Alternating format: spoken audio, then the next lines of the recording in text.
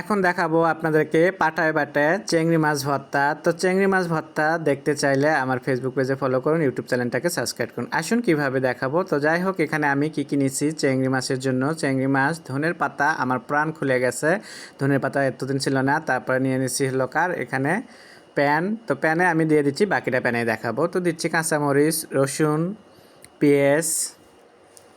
তো এটাকে হালকা করে আমি একটু ভেজে নেব। আর এখানে তো সর্ষের তেল দিলাম, সর্ষের তেলের ভর্তাটা তো খুবই ভালো লাগে, সেটা আপনারা জানেনই ভালোভাবে।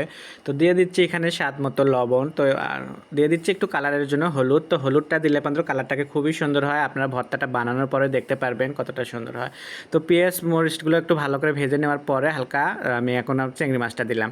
তো একই সাথে এখন চিংড়ি মাছটাকে দিয়ে আমি সুন্দরভাবে একটু লাল লাল করে একটু ভেজে নেব। তো দেখতেই পারছো, কথা বলতে বলতে আমার কিন্তু ভাজা হয়ে গেছে। তো কালারটা কত সুন্দর হয়েছে। তো নামানোর আগ দিয়ে দিতে ধনে পাতা। এই ধনের পাতা দিয়ে করলাম, তো আমার প্রাণ খুলে আসছে। কয়েকদিন ধনে পাতা ছিল না, আমার খুবই খারাপ লেগেছে।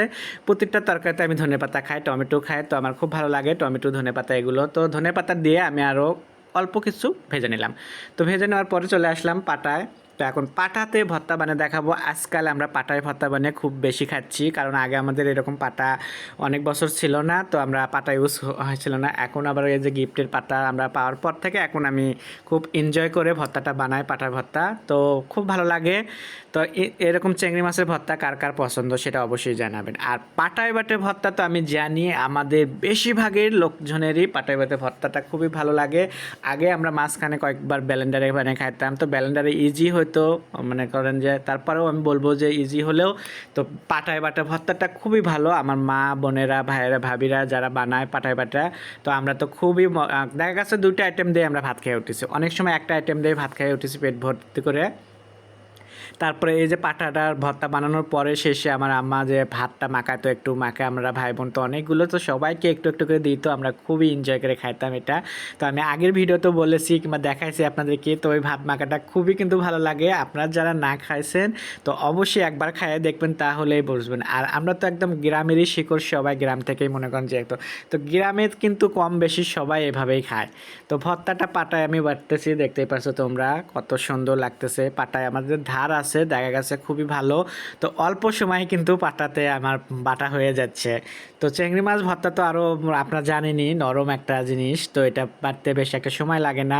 তবে এখানে বাটতে আমি বলবো যে কাঁঠালের বিচিটা আমার কাছে একটু বেশি কষ্ট হয়, তো এর জন্য করে।